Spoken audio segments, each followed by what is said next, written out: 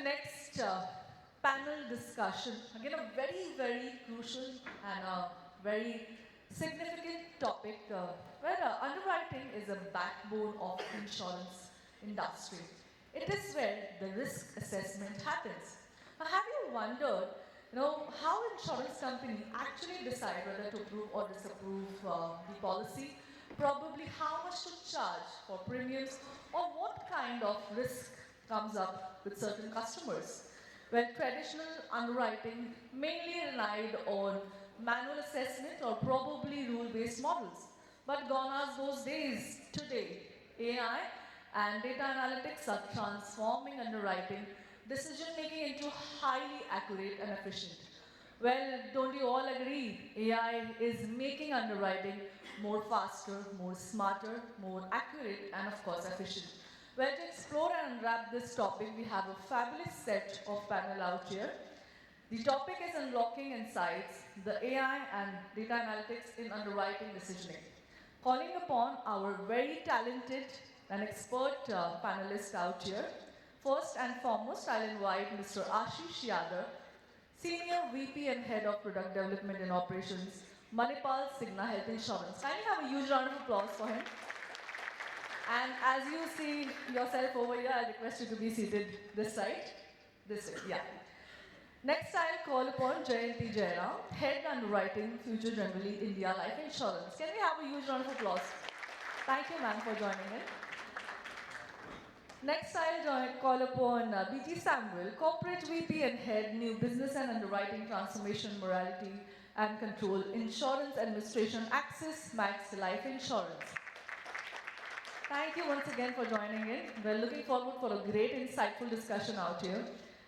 Requesting Dr.Amrendra Kumar, Head of Underwriting, Bharti Life Insurance, to join us on stage. Can we have a huge round of applause? I'm sure with the smile you bring in and the zest, it's going to be a very power-loaded and very informative one. Let's get going with Supriyo Chaki, Appointed Actuary, TATA AIG General Insurance. Can we have a huge round of applause for them? Requesting Biswajit Sarkar, Senior VP Head Underwriting, Kotak Life Insurance. And of course, how can we do this without our very talented and knowledgeable moderator, Vishal Rana, Head Insurance Practice, LUMIQ. Can we have a huge round of applause for him?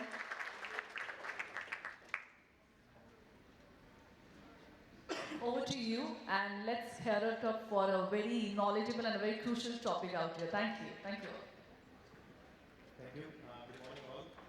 And I'm really honored to be sitting with the industry experts. And while you be able to all listen and learn, I'm sure it is going to be a mutually learning experience for all of us, including me. So I think the stage has said that AI and machine learning is actually doing a lot of wonders to the underwriting and the claim process. But the point is that how has been an experience? It has been a manual process which has been, bits and pieces been improved into some processes by taking help with the AI and ML model kind of thing. So would like to start with Jayanti. Jayanti, how has been the experience in terms of the user adoption, the risk associated with it, and what's the kind of improvement that we have seen in this manual process? Thank you, Vishal. Good morning, everybody. Traditional methods, if I start talking about it, there was an era when we used to calculate premiums manually based on mortality tables, which were handed out to underwriters, and do risk assessments individually and take the decisions based on each case, as we call it. Yeah. The times were okay for that to happen. The market got opened up sometime later, or much later rather, and there were other players who were technologically more advanced coming up and laying or demanding that the industry move or adopt technology more. Yeah? And then we saw many more entrants coming in, and then possibly that's paved the way for SCP rules, as we call it. Because as we underwrite in any company for that matter, see that 90% of the applications that come to you are accepted as standard. The rest is your health rater, residential extra, occupation rater, post medically decline, etc. So your opportunity to automate lies in this 90%. So the thoughts emerged as to what percentage of this 90% can go straight through without an underwriter or a user touching it. The scarcity of underwriters in the opened up market, the experts for underwriting, added to this. So rather than a choice, it became a compulsion that you move towards automation. And how much you move, how fast you move, decided the ease of business that you offer to your distributors and the service differentiators that you offer to your customers. So that is the evolution of distributors. They are rule-based, they are hard-coded in the system. We evolved and we then decided that every time, why do I need to go to the IT department? So we wanted more flexibility to change rules as we see patterns in our business, etc., etc. And technology developed, and we have AI. If you had a question about adoption, I would say is much low in terms of implementation, but yes, there are people out trying, including us. So we try, we attempt, and given history that you need to embrace technology, it's better that we adopt it first. So I think every company is working towards that. Thanks, Jayanti. That was very insightful. And let me just move to Dr. Amrendra to hear his thoughts on. Okay. So moving from the traditional to this new way of underwriting. So initially, we remember that we used to underwrite everything on the files, and then there were many challenges for the traditional underwriting, like scalability was not there, the speed was not there, how to get away with all these challenges. So initially, when the rule-based system comes, there was adoption challenges was there, a lot of resistance from the people who were there. So at the same time, the training needs, we have to train our underwriters. Then the resistance become low when they understood what is the benefit of the system-based underwriting. Then the speed, the speed with which we can underwrite, especially the straight-through processing, a lot of cases move through the system, especially the standard cases. So they have a more time to do other things also. Scalability was another important thing. Organization wants to expand the business, and with the same people, they want to do more underwriting. So scalability was there because of this automation. But at the same time, there were a lot of challenges also, since it was a rule-based system.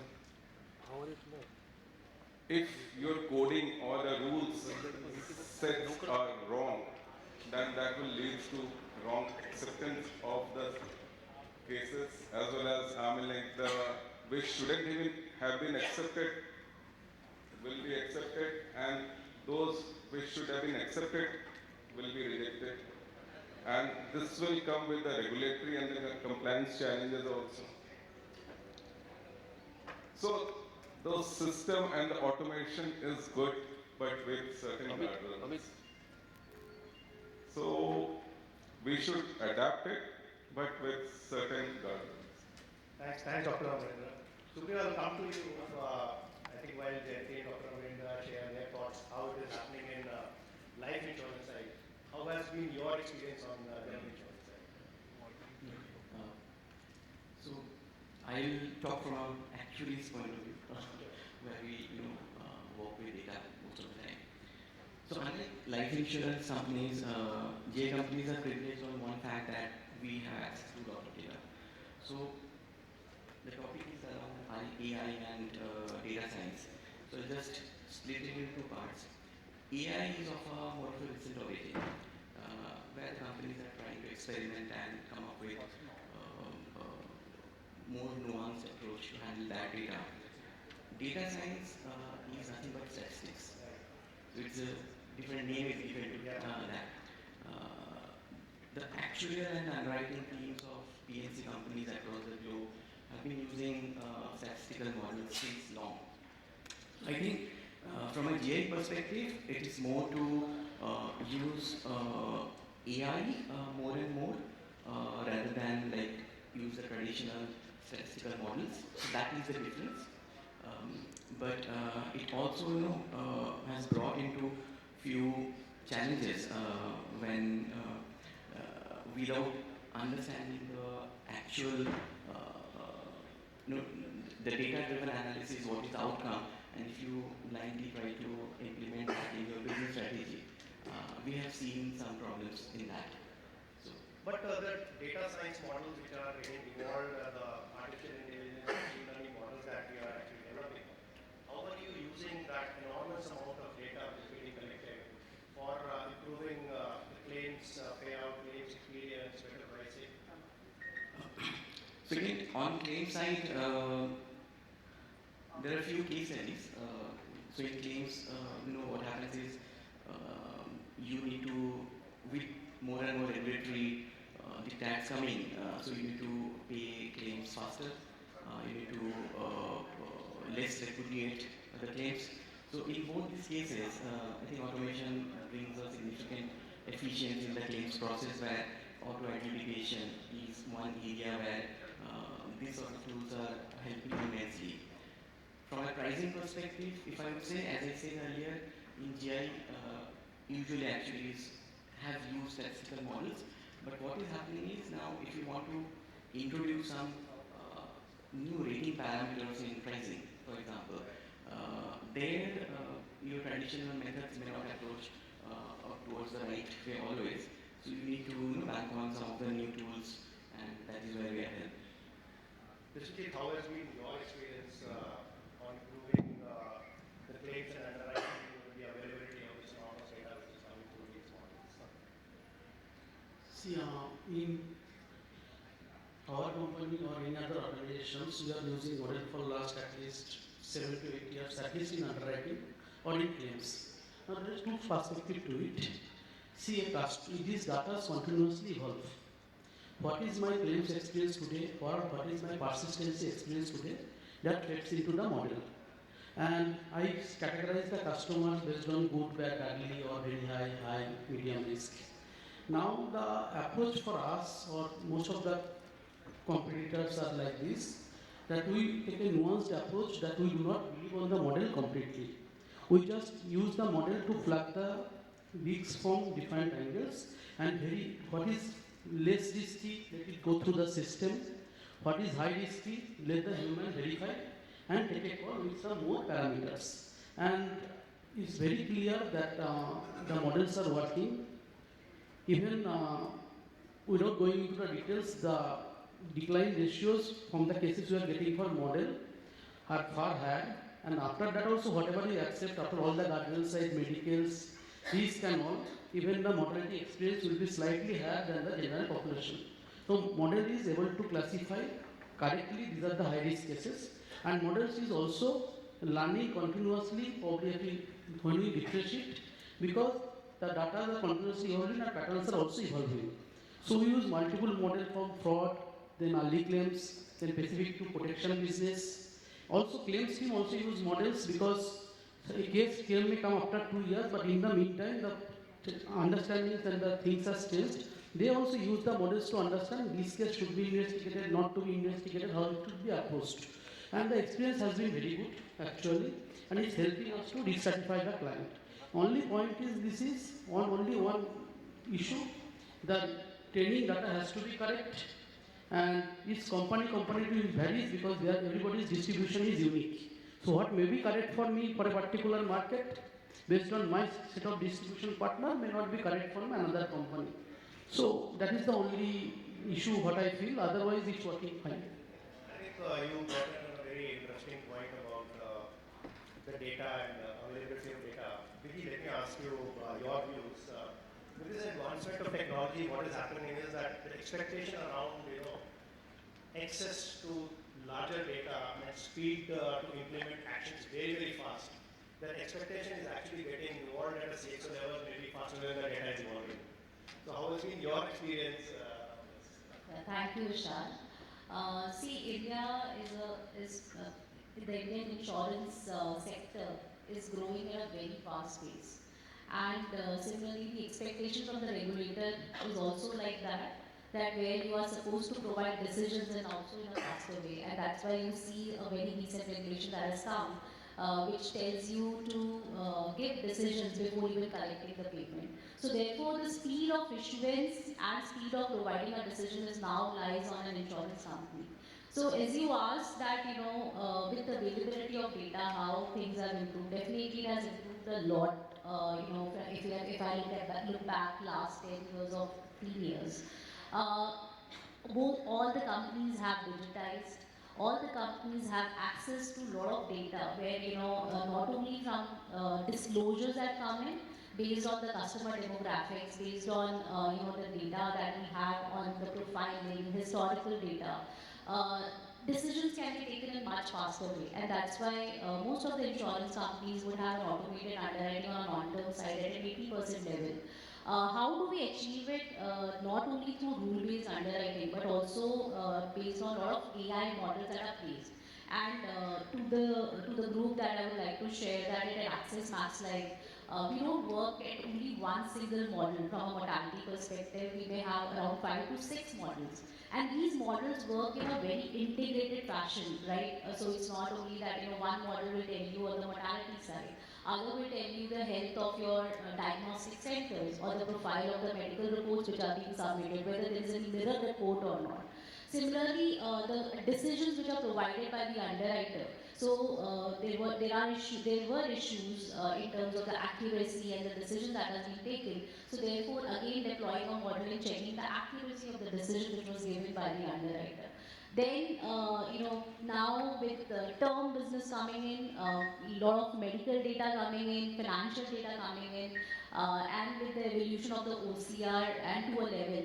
So now we are in a stage of moving term underwriting into an automated underwriting. So, which is and all this is happening because of the technology, because of the AI models, NLP models, LLM models which are coming in. And if we see India versus, US markets, I would say still a journey has to go because, not from an insurance perspective, but from the loan assessment side, if you look at the US markets, the kind of models which they are using, which are more advanced and with an accuracy of 99%. Were per se what we have today in India is somewhere around 80-85%. So there is a journey that we have to go, but I think definitely with the open sources, data sources which are coming in, I think in next 1 or 2 years we will anyways be there because and the speed of decision will definitely help us not only to provide a faster decision, but also provide an accurate decision. And if you see the experience, how it has evolved for most of the companies, it is in a very positive manner. Like in the mortality experience, what we were experiencing a few years back versus what we experience this now, it has significantly improved. And it has all happened not only basis the profile of the customer which is coming in, it is our ability to assess the profile, right? And once we assess the profile, then what are you supposed to do about it? Because that is also the beauty of decision is not only identifying the risk, but what are you supposed to do with the risk? So, and that happens once you have those integrated processes, once you know, you provide that 360-degree view to the underwriter. Definitely it has, evolved in a very long way. The technology which is evolving is helping insurance industry, not only insurance industry, any industry which deals with data. I think things are pretty good for that. Thanks, Vijay. Thanks for sharing. Amit, I'll move to you. Because as a representative of specialized health insurance company, and I'm sure the moment of growth and the touch point for a health insurance policy are far more in number and far quicker. So how are you dealing in your company for specialized health insurance products and the customer experience for this access to a speedier data and the call for action Sure. So good afternoon, everyone. First of all, thank you for asking this question, and thank you everyone for sharing your views. I think my views are not significantly different, but insurance as an industry has always been a laggard industry. So we are the last ones, I would say, or the few, I would say, in the bottom category who would actually adopt technology. So we've seen journey from paper to Excel to automation, and now we are seeing from automation to AI and ML. That's a very, I would say, interesting transformative journey that this industry is seeing and going through. Having said that, I think a lot of data we are sitting on, and this data has to be utilized in the righteous manner. I would not just focus only on underwriting, but I think from health perspective, because health is very complex. Life insurance, you die once, you get once. Health insurance, we meet you every day. If not you, then maybe, and the frequency is much higher. So, having said that, we need to understand the buying behavior, the customer patterns, the geographical patterns. Fraud is one which the entire industry, be it life, health, GI, we are grappling with. It has come down, but then are we at an optimal number? The answer is no. And this is all because of how we started, where we are. Now, the journey onward is going to be very different. What took us 15 years to move from where we were and where we are, probably the next 3 years is what will take to move multi-X and the journey that we are going to traverse. So AI, ML and big data, these are the things that is going to shape the future of this insurance industry. All of us are geared up. We are working very closely with these entities who are actually on the tech side. We are developing solutions on the underwriting front, on the customer service front, on the claims front, which are more automated. The decisions are taken based on data, and AI ML is going to make it faster, better decision oriented, and I think ultimate objective of all of us is to provide better customer experience. So everything is working towards customer experience. I will just pass it back to you by saying that some surgeries which used to take 4-5 days a couple of years ago have now become a daycare surgery. You walk in and walk out. That's the technological advancement that has happened. Healthcare is seeing this. Health insurance and the other insurance companies are also going to face it, and we are going to be on the journey. So you are saying that it's not only our processes, the advancement on the healthcare side also will help us reduce the claim ratios. Yeah, so that's a tricky question, but how do we basically manage? Ultimately, the cost is borne by the customer, right? So if an insurance company sees an increase in claims, it does the pricing work, the price gets increased. Inflation is anyways there between 10 to 15%. We have seen inflation doubling over the last 10 years. So who's bearing this? The customer is bearing this. If there is a seamless integration between the two industries, if we get enough support from data perspective, from pricing perspective, I think the customer is going to benefit. And today, without health insurance, it's difficult to survive. It's difficult. Thanks, Amit. Thanks for sharing. Ashish. Usually, for the traditional, the documentation and information which is coming in for the underwriting, a lot of it is actually has been digitized. Some part of the processes, the data which is flowing in, a lot of medical data has been digitized. We are receiving it in a digitized form. But I would still say, for the expanse of our country, the various geographies, education levels and all, we still would be receiving a lot of manual, handwritten disclosures, documents and all. If I have to take a guess, then maybe like 10-15% of the data which is coming is in a manual form and handwritten form. So now the question, Dr. Amrendra, to you is that all of this technological advancement is happening, and it is only covering the first 90%.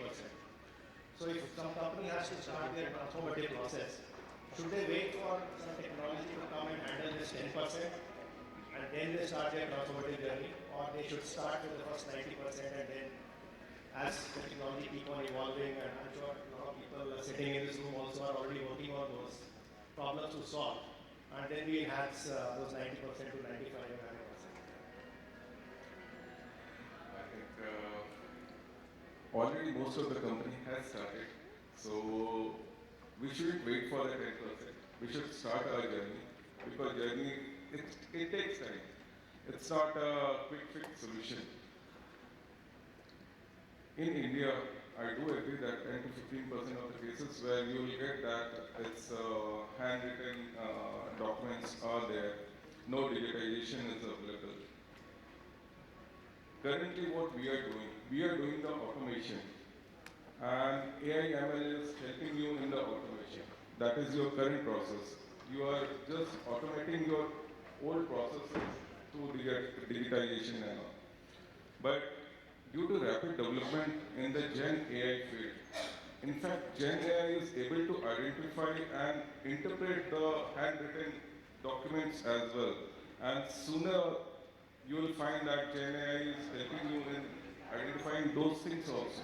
So we shouldn't wait for the 10%, and it's a transformative journey. And sooner you will see that even the 10% problem is also solved through the Gen AI. Thanks, Amrendra. Biji, coming on to you, what are your views on this 10% problem? Yeah, I agree with what Dr. King shared. Definitely, so accountability lies with we as insurers also. Because when we say that the data which is coming to us is unstructured form, because we ask for it and that's why it comes. So therefore, how you are designing your proposal forms, how you get the options, and put it in a digitized manner, so that we can consume it in that manner and then build the rules as well as run engines around it. Similarly, I look forward to ABHA, which is like ABDM, and once we start using the data from ABHA, because that will give us a lot of access to customers' data. But while there is still a long run to go there, but that is even the government is also pushing for those aspects, that how you bring in more of such data to insurance, which you can utilize. Secondly, with IIB coming, right? So that is again one more aspect which has built in and strengthened the way we assess the business, because it was not there 3 years back. Now we have so much of information which is available about the history of the customer, and based on that history, you can still decide better on the customer or the decision of the customer.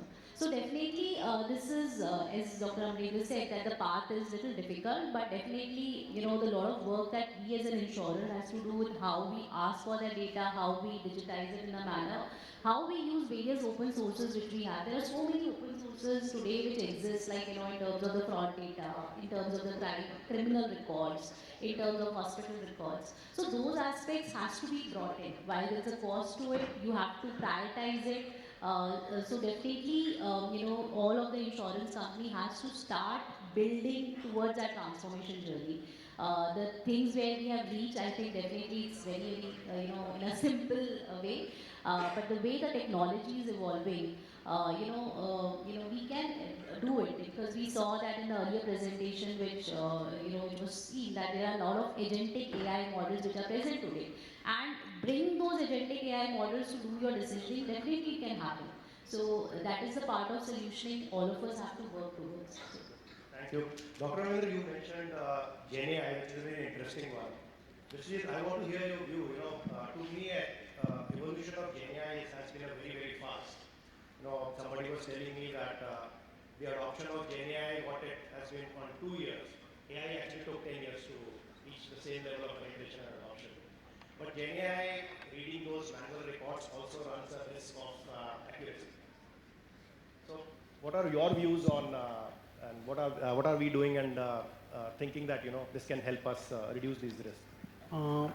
See, technology is a boon and also can be problematic at times.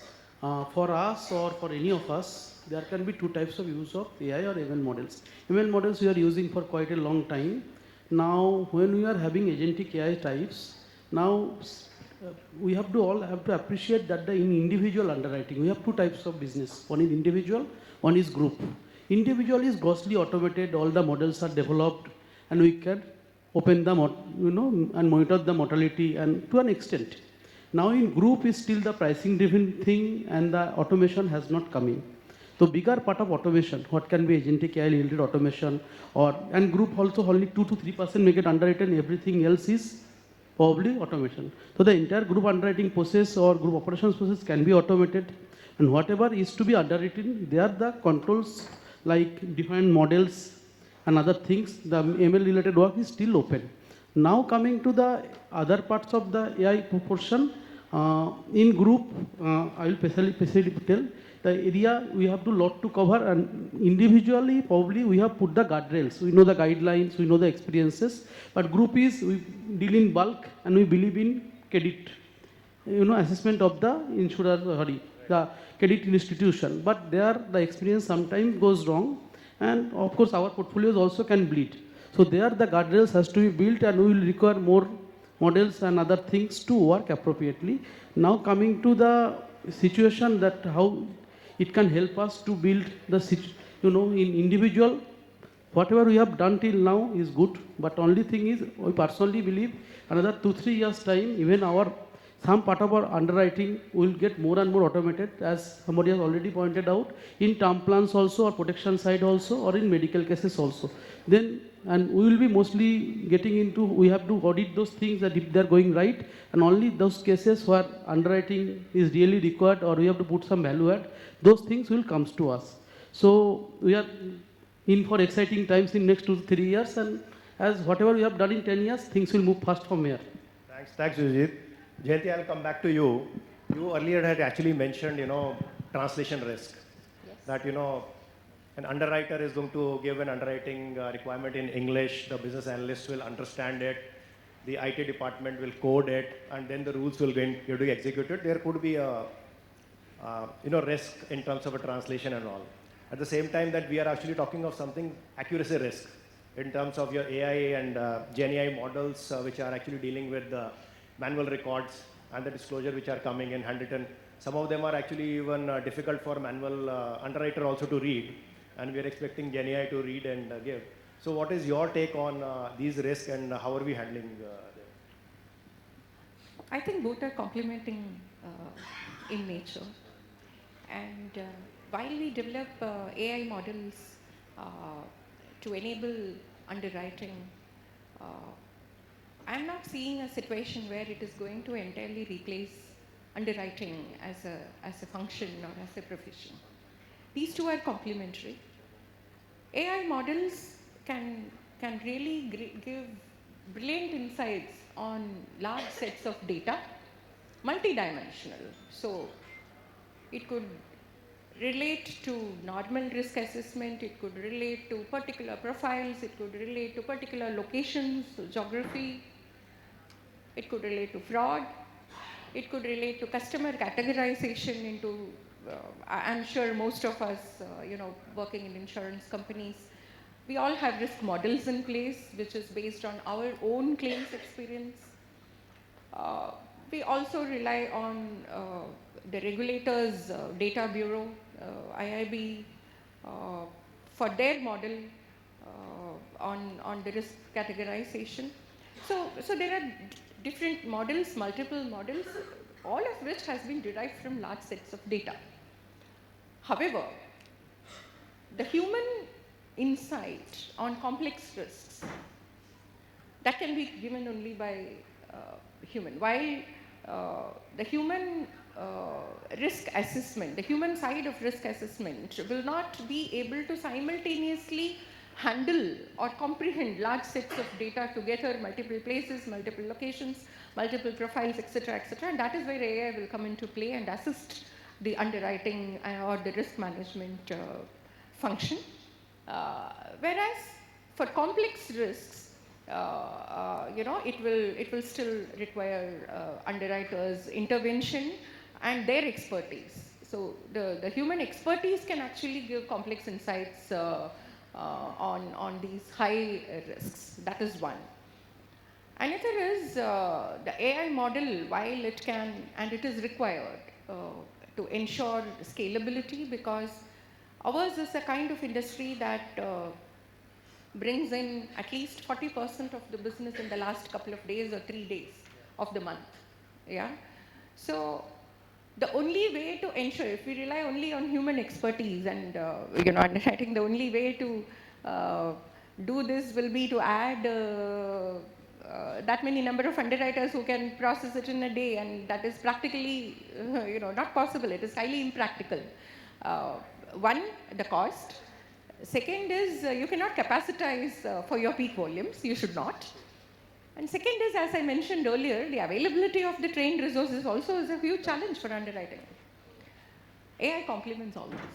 AI gives a fantastic solution for all this. Your low risk, your normal risks, that does not actually need a human intervention, can all pass through this. And what remains, which possibly could be higher risks, the business insurance applications, you have employer-employee, key man kind of risks, where you have complex financial documents, complex medical conditions, where you have comorbidities and it is not a tabular form which a machine can read, and you need some kind of an expertise based on your experience also. So that is where the human can add their value. So they are complementary. One will help scalability, consistency of decisions, and it is not just decision making. Post underwriting also, post issuance of policies also, we do spend, underwriters, Biji will agree with me, we spend a lot of time analyzing whether the decision was correct or not, and I would want the machine to intervene there and help me free up the bandwidth of my resources there. So these are our expectations, some of our expectations. So one is this QC, another is overall audit, where the machine can detect the outliers. And outliers is what we need to audit. We would actually want to progress from taking random samples and checking whether these are right, wrong, etc., etc. I would like the system to identify the outliers, and then the human hands and eyes to see whether what has gone right. So these are some of the balancing activities that the function will go through. I don't see the function or the profession of underwriting being replaced by AI. Rather, they are complementary. They have to coexist, and they will coexist, is my view. Thanks, Jayanti. I think I have one final question to all the panel members, and I'll start with you, Ashish. The underwriting process, which probably has been running for hundreds of years, has remained same. And while our generation may not question, the younger generation, millennial, might be questioning why everything has changed, why the underwriting process has not changed.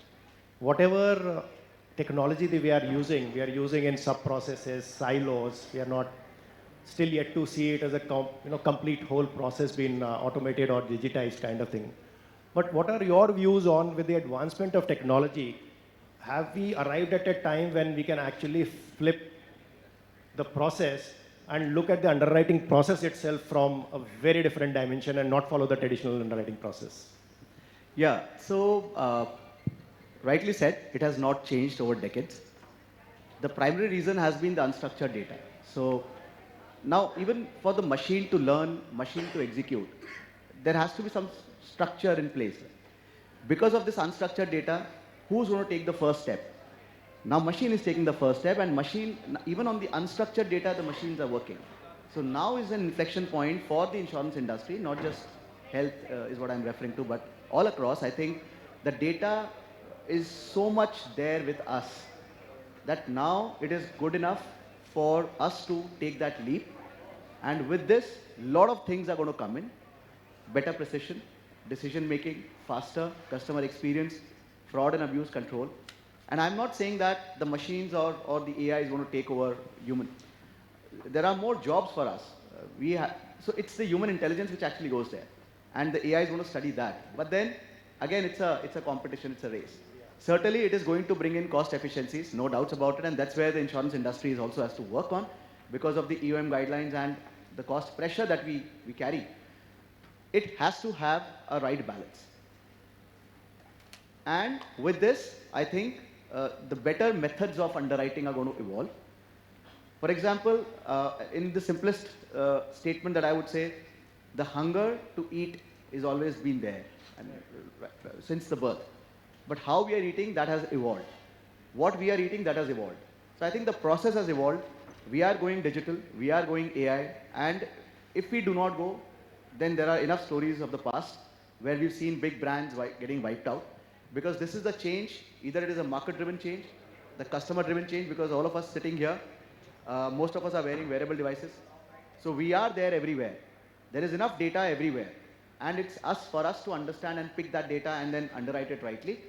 Benefit the customer. What if I say that the customer just comes onto the portal, fills some, maybe out of 50, just has to work on 5-8 questions. Rest, I have the information. Yeah.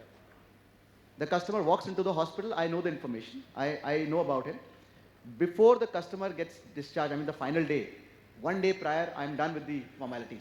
The AI is going to help me understand that this bill is not going to exceed this much. Can I get that technology in, help the customer, and what a fantastic experience that the customer will have when the doctor says discharge. It is the customer who's going to take time to move out of the hospital from the room, not the insurance company. Not the insurance company. So that's the journey. Thanks, Ashish. Jayanti, what are your views on changing the underwriting process by using technology rather than improving underwriting process by using technology? Yeah, I think we will do underwriting in a different way. So, the way we moved from manual calculators to STP codes, etc., this will enable us do risk assessment and selection of lives in a different way. I also think embracing technology, the right technology at the right time and in the right way, will enable organizations and especially underwriters to be seen as enablers for business rather than being seen as hurdles to business. And yes, scalability, consistency, predictability, time, everything will go, sky is the limit for this. We would be underwriting in a different way. Thanks, Jayanti. Moving on to you, Biji. What would be your final remarks on changing the underwriting process? Yeah, definitely. I agree to Jayanti and other panelists mentioned. See, when we say change the underwriting, it's like a democratization of underwriting, and definitely it is required, because underwriting we all know underwriting doesn't start at the bench of when it comes to the bench of an underwriter, it's not that at that point of time.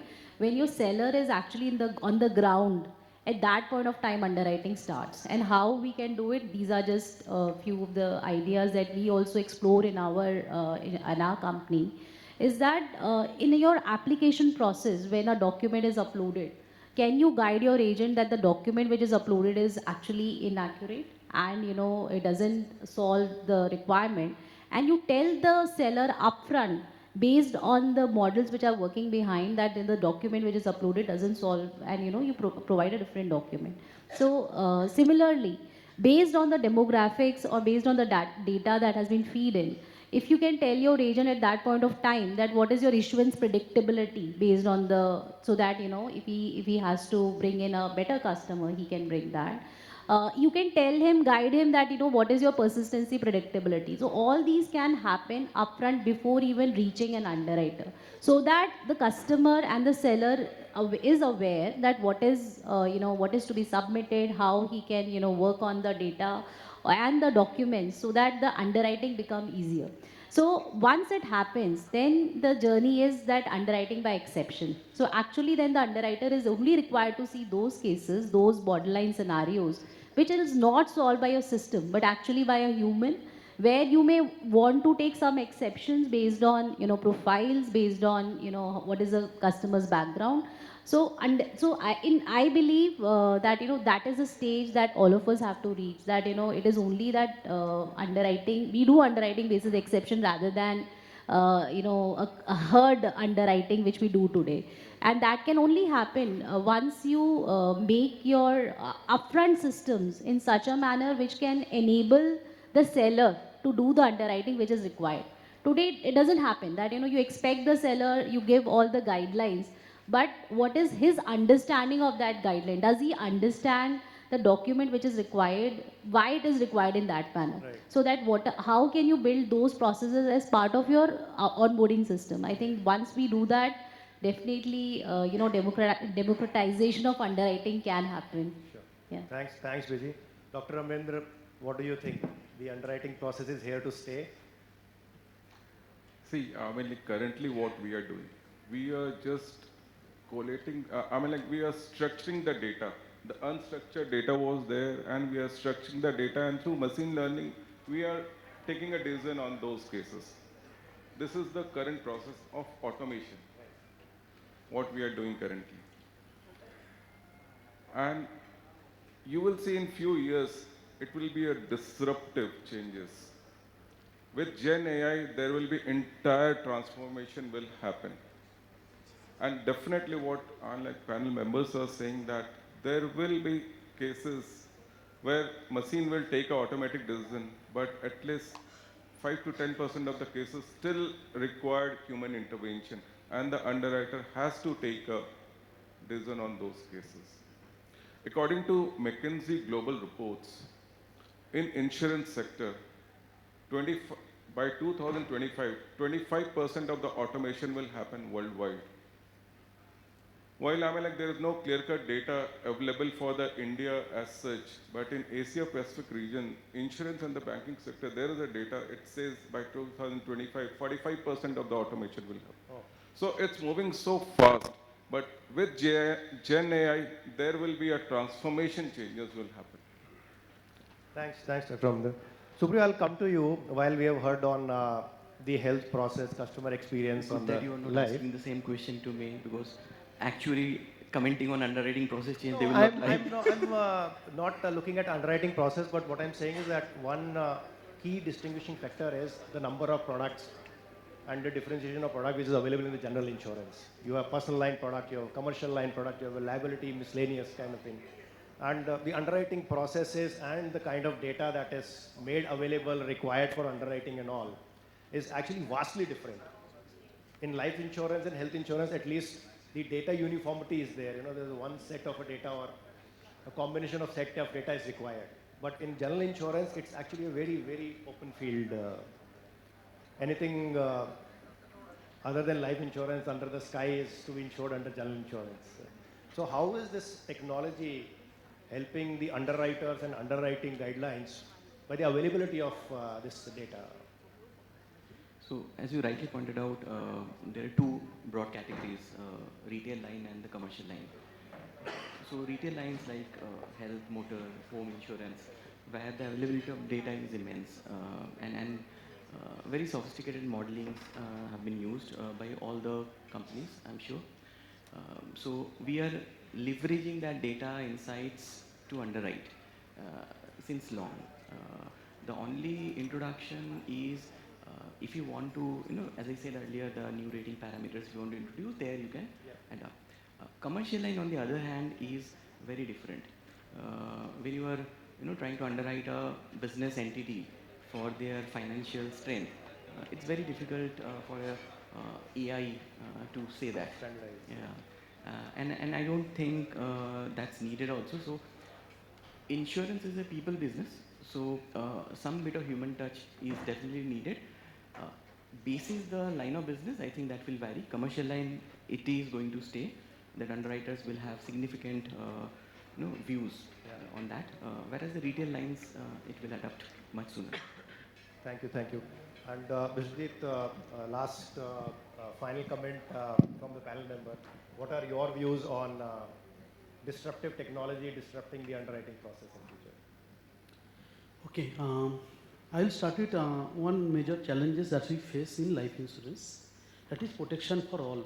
Government is talking about 2047 protection for all. Now, the point is disruptive technologies are coming. We need, the biggest challenge for us is like new to bank, new to credit is new to insurance customers. And as I am having a right to protect my family, anybody sitting in a village, maybe for 10 lakhs, has a right to take a term plan. But are we able to provide them today? The question is no.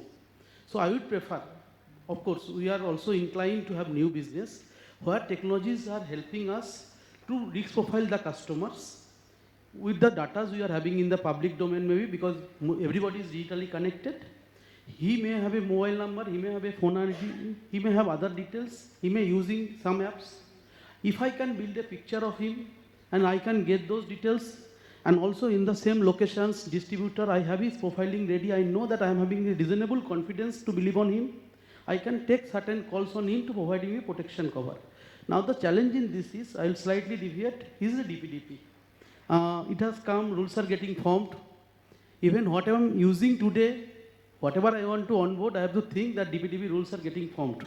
So the balance has to, if the government wants insurance for all, the DPDP also has to complement us. And disruptive technologies like previously you have asked me, the Generali documentation and all, of course they are going to summarize the documentation. Some people have implemented in claims. We are also going to try it when we go in detailed medical cases, the medical report summarization, complete document summarization. And over a period of time, it will be hand-holding. Initially, we will review over a period of time. When you have confidence that 99%, 98% they have reached, we'll leave them to this. So those things are definitely going to cut our time and giving us to processing time more or focus on more productive things. The only thing is, these are one technologies that help me on operation. Similarly, the publicly available data or the demographic data and other things in life insurance has to come from the publicly available digital data that can help me to democratize the insurance more. This is one perspective. Second perspective is health and life has to work in hand. See, currently don't have a health claims data at a ready disposal. Health claim exchange has been formed, but as a nascent stage.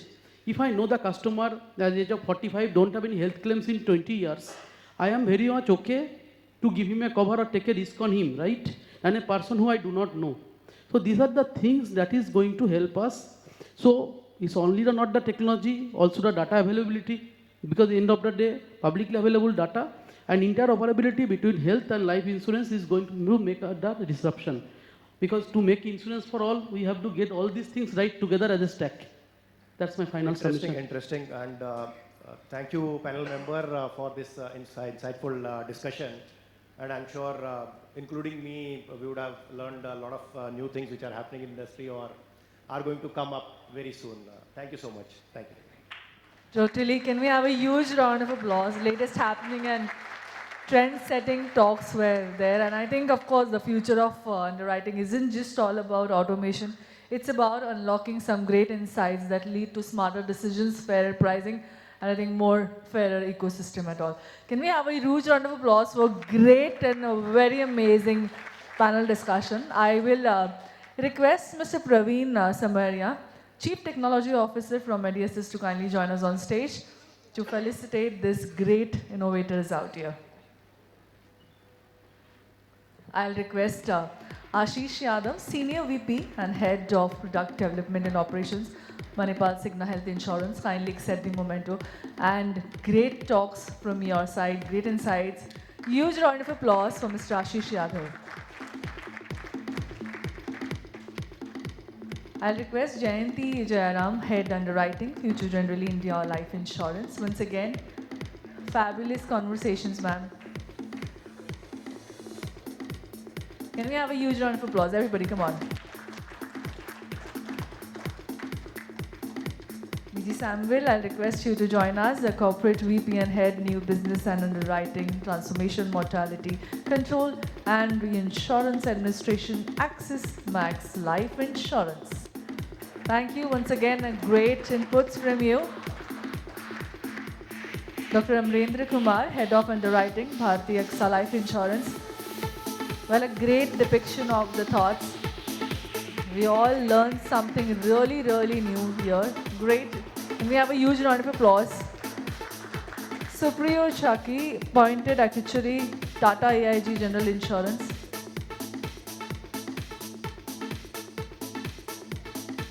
Can we have a huge round of applause for Supriyo as well? Mr. Biswajit Sarkar, Senior VP and Head Underwriting, Kotak Life Insurance.